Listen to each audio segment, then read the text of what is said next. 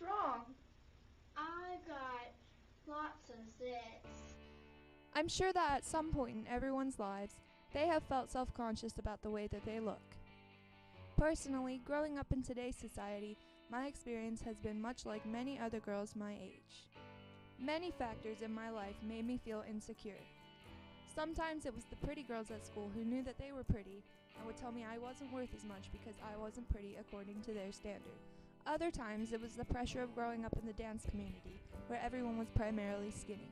Sometimes it was also the pressure of the media that would tell girls that their physical beauty defines their self-worth. After remembering these thoughts I had as a young girl, I came up with an idea for my content analysis. And that idea was, do advertisements targeted to young girls idolize their physical beauty? Before I dove into the project, I first did some research to get a better understanding of what I was looking for. First, I wanted to ask myself, what is beauty? When we were young, we were told that beauty is in the eye of the beholder. We were young and naive and blissfully unaware of the world around us that objectified women among many of its other problems. But then we grew up and realized who was beautiful and who was not. We started to use makeup and dress differently in attempts to look beautiful. We took selfie after selfie in order to get likes to affirm our self-worth on social media. We got braces to make our teeth straight. And we spent countless hours wondering to ourselves, why will I never be good enough? In fact, when I was bitten by a dog on my face, my first thought was, oh no, I'm gonna be ugly, and not, am I gonna be okay? After thinking of this, I took to my friends and asked them all the same question. That question was, when you think of someone who is beautiful, what words come to mind? The results that I got kind of shocked me. According to my friends, when determining if someone is beautiful, inner beauty is what stood out the most. Words like loving, sweet, gentle, passionate, graceful, lively, fascinating, and many others were thrown around when describing someone's inner beauty. Even the Bible tells us that it is not fancy hair, gold jewelry, or fine clothes that should make you beautiful. Your beauty should come from inside of you, the beauty of a gentle and quiet spirit, that the beauty will never disappear and is worth very much to you. This doesn't mean that you shouldn't dress your hair or wear nice clothes.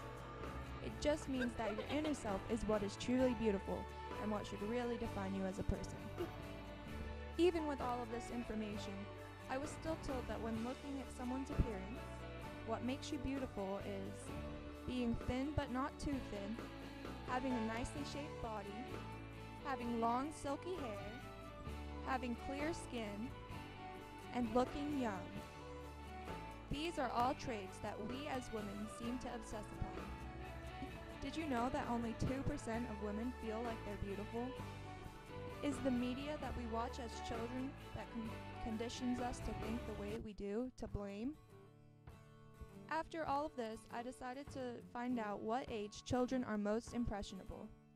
And according to Maureen Healy, children are most impressionable until they are 8 years old.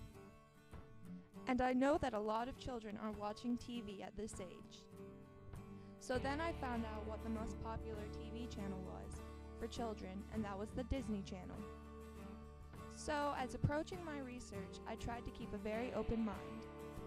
I decided to watch 50 commercials on the Disney Channel. I had 2 different columns, one for boys and one for girls. I also had one for boys and girls mixed, but I put a tally into both boys and girls categories when it fell into that. I didn't dive into the boys' side very much, but in the girls I had other subcategories. Those subcategories were clothes, makeup, hair, toys, relationships, singing, and education. Most commercials were targeted towards girls. And I found a relationship between toys and relationships. A lot of the toys were about getting your crush to like you or having a secret journal about your crush. Or the girls in the commercial were playing with the toys that they were in order to get a boyfriend or girlfriend. I also found a correlation between clothing, hair, makeup, and singing. In each of the commercials about singing, the girls were wearing pretty risque clothing for little girls, and they were wearing lots and lots of makeup, and their hair was done up.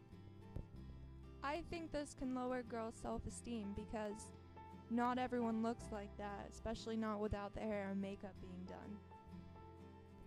My last subcategory was education, and the results of this kind of scared me.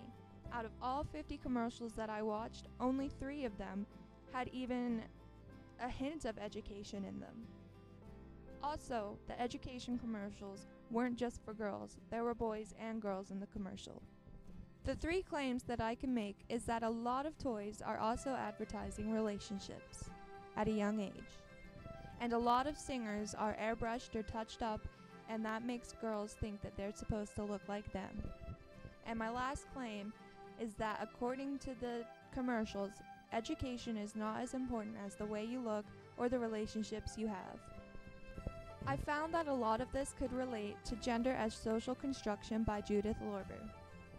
She says that gender relies on people, quote unquote, doing gender. On the Disney Channel, I saw a lot of people doing gender. You could clearly tell who were the boys and who were the girls.